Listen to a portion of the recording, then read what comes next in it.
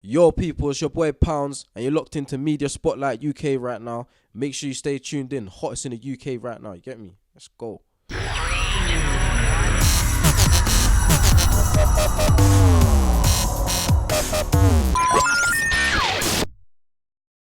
This is Billz from Media Spotlight UK, and I got another special guest in the building. Poundz, you already know what it is. Man, like Poundz, Come on, bro.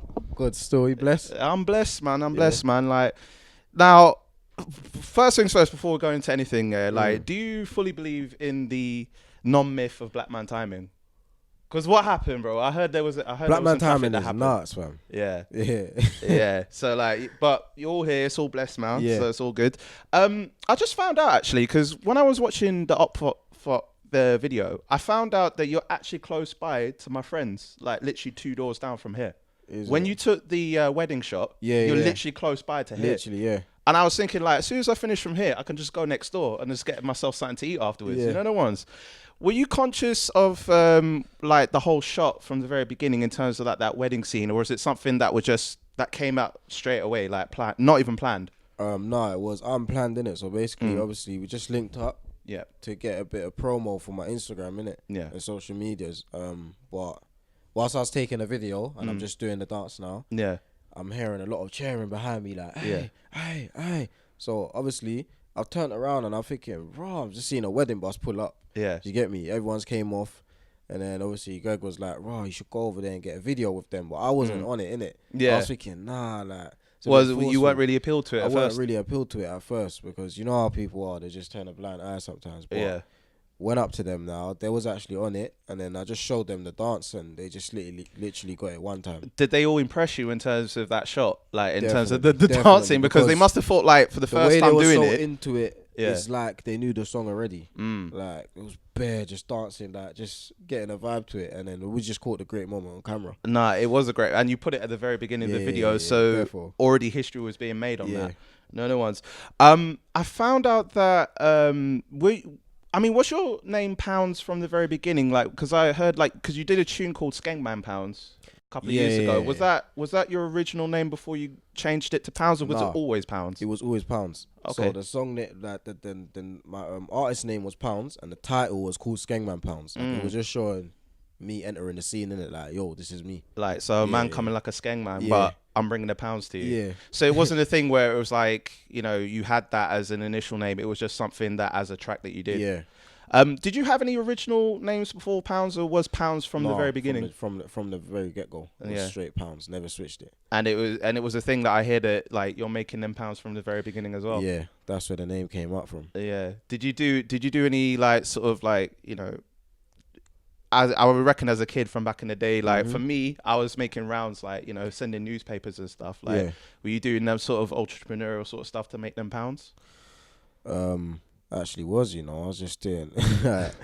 You know what it is, yeah. In my school, innit, obviously, I was just like, you get every kid that just wants to play football and that. I was just selling my things to my friends and that. Like, oh, is it? Yeah. So what sort of stuff were you selling? Like sweets, like drinks, all of it. So you were the tuck shop. Yeah, you were literally the full top. So you brought the tray through and walking said, like, with a full bag, leave with an empty bag. Yeah, and you would come out with a bare like notes and whatever. Yeah, definitely. Sick, man. When did you come to the realization that music was your path journey? Because like you've been around for quite a few years now, but obviously like everyone knows you from Opp Thot. But back in the day, like you've had quite a lot of tunes there. When did you come to that conclusion that music was going to be for you? So I came to it when obviously I did a black box and it got about 15,000 views. I think that was alright back then in about 3 weeks. So then when I came back to the ends, I was getting bare love in the community and that. So I was just like, wow, that feels different. So now, bear in mind not knowing anything about the music scene, I just wanted to shoot a music video as a hobby, innit? And I aimed to get about 25,000 views to 30,000. I'm thinking, if I get that. So that was the expectancy in your head to kind of reach to? That was the target. But it's then gone and done 250,000 views. Yeah, so how did you feel when you saw that first 250,000? You must have did you celebrate it? Because it kept going up every day, and I'm thinking, run, and everyone's just clocking me. Like, did you think to yourself, this can't be right? No, it wasn't even that, you know. It was just an exciting moment. And I'm thinking, Roz, it's really happening. Yeah. Like, mad, like. Do you ever get caught up in, like, obviously, because, you know, the more, like, popular, like, an artist is, and obviously the numbers will come up naturally with it. Do you focus on the numbers more so, or do you think more, like, it's more about my tracks, I don't care how much it does? No, obviously, I mean, obviously, you wanted to reach it somehow. The formula is to always make a brilliant track in it, because if you make a brilliant track, you are gonna get the numbers. Yeah. So that's where I wouldn't say the numbers are priority, but it's subconsciously in my head, like I know it's gonna come along with the track. Okay. Yeah. Okay. So obviously, hit tracks from like Skembop. You got Mourinho in there, which was an interesting one because I heard that you're not really into football. No. But you had Mourinho as a reference point for a lot of that track. And obviously, Opp Thot now, like, when I checked last night, it was on 4.5 mil. Mad. Like, I mean, the response must be crazy for it. Yeah, it's crazy. You know, like, seeing, like, even on your gram, like, a lot of people doing the Opp Thot challenge. And, like, when you set that off, did you expect that it was going to be as big of a response as what it got? With Opp Thot? Even with the gram stuff and everything?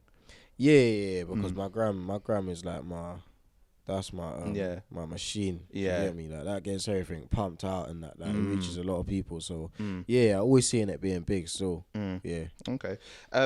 Because I mean, with drill, like, you know, that it's centered on drill, but like you got a lot of different instrumental elements in there, so it's not your typical drill track. Exactly. But coming into the scene, because I you know, speaking to a few drill artists as of late.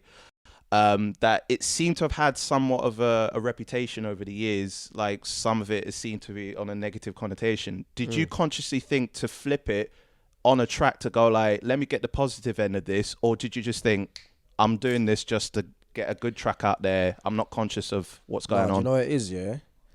I was just like, I'll just be myself. I just done me. I got the beat and I just did me. That's all. Yeah. Do you get what I mean? So whether it falls into... Obviously, my energy makes the whole song positive, like jumpy and that as well. Yeah. Because you're getting everyone into it. Exactly, that's what I'm trying to say. So maybe people just like the way I am. I've heard about, like, because obviously your stage presence is a mad one. You like to like jump about on stage. Therefore, like you can't be coming and performing dead or just holding the mic like this is what you live for. No, because this is what you live for. This is like the rock star lifestyle. Exactly. Firstly, have you ever tripped on stage? No, God forbid. Yeah, because I mean, I've heard like initiations, like say Lil Wayne, he was tripped up, that you really are truly living the rock star lifestyle. Like if you get to that. But also, do you go to the gym? Yeah, I like the gym, because I think like if you want to maintain that energy, how much workouts do you do? Exactly, about 4 days a week. Okay, minimum. So you're constantly on it. Yeah, constantly on it. Yeah, and then the food as well. Like, do you eat healthily as well? Food, yeah, but food is an on and off thing because it's better when you have meal preps in it. But meal preps just take so long to make. Yeah, I bet they do. So but like when you have like a down moment, like when you're thinking, nah, I can't be arsed. What's like your favorite food to eat? My favorite food to eat, Chinese. Oh, ratings, bro. Ratings, bro. What about Indian? Not really. I'm not really special. I'm not really. You're not really specialist in that area. Yeah. But obviously, like I eat it, innit? If someone whips it up and serves it, then I eat it. Okay. You had Tee Grizzley give you love on the gram, and in the tag it says want a remix. Is that in the bag already? Has there been talks about it? Because a lot of people have been putting that your way in terms of attention. Have you ever spoke to Tee Grizzley? Have you ever like put that forward across? Not just yet. No. Yeah, not just okay. Yet. So because when he shouted you out, you must have felt like raw, like T's coming to me. Yeah. Yeah. Mad still like. So how did you react when like when you saw that like he was like messing with you? It's just more of a thing where you're not gonna react crazy, but it's more of a thing where you appreciate it. Do you get what I mean? You appreciate people showing love to your music. So you feel humble about the whole approach to that. Definitely. Okay. And you even had one of my boys, Unknown P. Oh, he's fun. Yeah, man. Like I've known him for quite a few years, like as Munya, but obviously the character Unknown P. When I saw that, I thought, yo, that is different. I was laughing my arse off. How did you react to it when you saw that? It's funny, man. It's like a posh boy doing drill.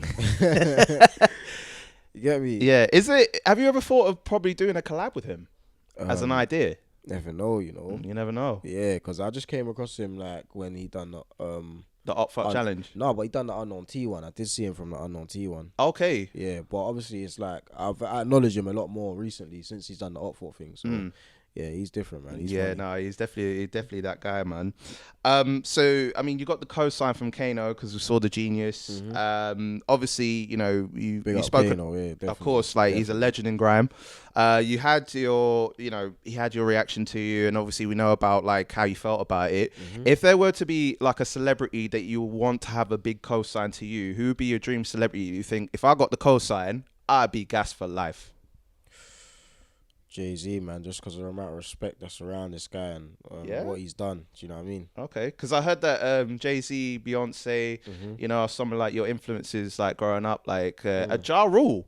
I heard about Ja Rule as well. That's a unique one because, I mean, I was a fan of his like when Pain Is Love came out, the album like years ago, and then obviously now recently Fire Festival and all that crazy stuff. Like, how did you get into Ja Rule? That's a different one. You know, you're just around the house, you're a little kid running around, and you're playing. You know, I think it's still on the TV now, but I can't remember what it's called. But you know when it plays the songs from 1 to 20. Okay. It's the top songs on the charts. So, okay. So that'll just be running on the TV, and you'll hear the songs in that. And you just be like, shit, like, okay, this is some good stuff. Even on the way to school, the radio stations that we'll be listening to, these are the artists that will pop on the channel. So yeah. Okay. So when you were watching these music stations, like who, I mean, apart from Jay-Z and Beyonce, who did you see and you feel like, I want to emulate that guy or have close to that success? Oh, I was too young to be thinking all of that. In terms of trying to be like them, I never ever really felt that. I just viewed it from a listener's perspective, and I was just enjoying the music. Okay. Yeah. So you never were thinking about, I want to emulate something. It's just something I was admiring from afar. Never, yeah. Okay. I recall it like back in the day where it used to be that UK artists like were jumping over to America like to cross over somewhat back in the day, and some had success from it. You know, and I know that Tiny Tempo, who Disturbing London that you're with, like he's had a massive success of crossing over. But obviously nowadays, like with our UK sound, it seems like the tables have turned where like the Americans and Canadians are coming to us now with inspiration. Like, how do you see like this day and age in terms of like, you know, us appreciating our UK sound much more, whereas before it might not have been the case back in the day? Well, your air drums don't lie to you, innit? So like, obviously the UK's been like, shout out all the artists that's, do you get me, like doing it for the UK right now, because the UK is on a rise. Like even when I done my research and I looked at it, it said that the music scene's gone up by 98%. Like that is ridiculous. That's crazy. I mean, you even go to festivals and most of like the headliners are not even American; they're UK based. That's what I'm trying to say. So it's just it's a mad thing. Great time to be involved. Of course, a great time to be alive as well. Therefore, within the scene too. And obviously, I'm hearing that Frsh, one of the pioneers of this music game, like he heard about you and brought you in. Yeah, shout out to Frsh. Yeah, man. What's the best advice he's given you so far? I mean, I know that obviously, like, you know, this is new to you in terms of the game, but what's the solid advice that he's given you that you've taken on so far? The best advice he's given me is to be myself, do me, be different, and go hard. Yeah, go crazy with it. Have you met Tiny yet? No, not just yet. Okay. I mean, we're in the building now. He could just appear 1 minute and like, exactly. He's there. I seen him show love to Opfor and that, but yeah, I haven't met him just yet. So. Okay. Well, your time's coming. Your time's coming for sure. And then obviously festivals. You went to Park Life, Fire in the Park. I spoke to Quenface a couple of weeks ago when he went up to Fire in the Park. Apparently, as a Maza crazy. How did you take away from the festival experience in general? Because this is like a new venture for you, a new experience. Yeah. So prior to Park Life and that, I've never been to a festival, innit? Yeah. Even from a fan point of view, I've never been to a festival, so I didn't know what to expect. So you lost your festival virginity, so to say. See what you done there. See. Yeah, I hear. Yeah. Yeah. So yeah, basically, put it in that context, yeah, I did. But Yeah, man, sick experience, man. My favorite thing is the buggies, though. You know, you get driven around. Do you know what? I still yet to do that, man. Like, that. hook me up, please. Like, you know what I mean? I've been around for long. Proper sick still. I'm just on it taking snaps and that. Just You must have thought like, mama, I made it. Such a G. Yeah. Did you manage to like catch up with anyone backstage at Fire in the Park? No, Fire in the Park came across like Heady One, Stardom, who else was there? There was a couple artists, AO Britain, Mastermind. Yeah, there was a couple guys. Man. Yeah. Were you starstruck by anybody that you seen? Nah, not really, man. Nah. Do you just keep to the level of like I'm very level-headed. You met? Yeah.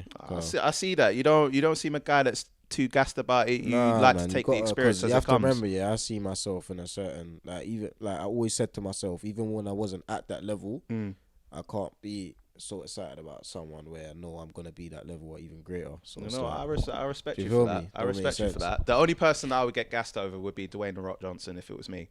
Oh yeah. He's just the ultimate guy still. Big boy actor. Watched him in WWE, sick. and it's just a mad thing. So I'll probably just fanboy and go, "Oh my god, Dwayne!" That would be the only person. Know about him probably since I was like 3 years old. I was a little wow. That's how wrestling and that. Okay. Yeah. So 2020 around the corner. Obviously Opp Thot is out there bubbling right now. I'm hearing about a remix. How many on the remix are we looking at? I mean, I know you're probably not going to mention who, but how many would you reckon is on there? How many I reckon is on the remix? Yeah, I know there'll be good ones. Slightly think I was born yesterday, so I couldn't tell you that. Okay. Yeah, I see that. I see he's been media trained. I see what you're doing. I'm also hearing about Smooth Criminal that's on the works. And then also like you got a few single deals I'm hearing. So what's next for you like in the coming months? Possibly we could be looking at a remix, but next year we'll be looking at releasing a couple more singles, and then just before summer, I reckon we could drop the EP. Yeah. And then I'm hearing that you want to go to wireless as well. Definitely. Yeah, that's one of my biggest goals. Like if someone told me what do I want right now, I'll say right. What about international festivals? If there was one in your head, Glastonbury. Only because I didn't know about it until this year when 100,000 people. That Alex thing popped off. Yeah, Alex performing Dave's song. So I never knew about Glastonbury. Hey, anything can happen, bro. I don't really know what's going on with the festivals, but obviously now I'm more aware. I'll do my research and see what's there. Yeah. All right, cool, man. Well, just before we wrap up, got a quick game for you. So it's just a few fun questions to get to know you a little bit more. Because I'm a bit of a weird guy like this, so I do this anyway. 3 celebrities you would like to be caught up in a lift with. Ooh, 3 celebrities. Let's go. Rihanna. Okay. Who else? Shit, my mind's going rubbed. Let's say Rihanna. Yeah. Megan Thee Stallion. Ooh, that's a good one. And Nicki Minaj. Okay. I think it'll be a blast in that lift. I bet Martha will go in there. If you said Rihanna and Nicki, Jesus. Nike or Adidas? Nike. Straight up. You said that with no hesitation. Well, I mean, I got some Air Maxes, and you got Air Jordans, so exactly. Works out. Favorite drill track besides your own? Favorite drill track? Don't know, there's a couple banging ones still. Anyone that comes to mind, like straight? Fill up the car, let's go. Okay. Yeah, Headwan's new thing. Yeah. Okay. PS4 or Xbox? PS4. Okay. Tion Wayne or Ambush? Ooh. I told you. Oh, that's a tight one still. I'll say they're very leveled. Okay. Yeah. PC on that one. Okay, I hear you. If only one track you can play for the rest of your life, what would it be? Oh.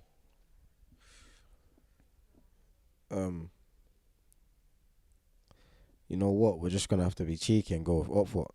Okay, all right. So your own one. It's got everything you desire in there, isn't it? All right. So Big backs, appreciate your own stuff. Cool. Gucci or Louis? Oh, it's a tight one, you know. Because you're wearing Gucci right Louis, now. But with Louis, yeah, Louis is a bit more. It's more like on the sexy side. Gucci's like gangster. You get me? So Okay. I'll say All right. LV. Okay, cool. Instagram or Twitter? Instagram. Okay. Favorite film? Not even a film, but their series, Prison Break. Okay. Sick. Have all the money in the world and never bang an Opp Thot, or be broke for the rest of your life and be able to bang an Opp Thot? What question is that? I don't know. Like I said, I'm a weird one. Never bang an Opp Thot and have all the bread in the world. Okay. And what would be your ultimate goal? So if there's something that you want to leave behind as a legacy, what would it be? Something I want to leave behind. I just want to leave my footprint on the game. Yeah, that's what I want to do. So just conquer everything there is that the game can offer me. Yeah, let it be known. Yeah, let it be known to the whole world. Definitely. Well, Poundz, it's been an absolute pleasure, bro. Good to meet you, brother. Love, yeah. If you could tell our audience where they can catch you on all the socials, tell them right here, my G. Catch me on Instagram, Poundz_100. Catch me on Twitter, Poundz100. And Snapchat, Poundface_100. All right. You heard it here first from the man on 100. Winning right now, I can see. Love, bro. You know what I mean? I need to step up my fashion game, but we'll talk about it another time. Cool. This is J Billz from Media Spotlight UK with Mr. 100, Mr. Poundz himself, leaving a legacy for things to come, and we out. Peace.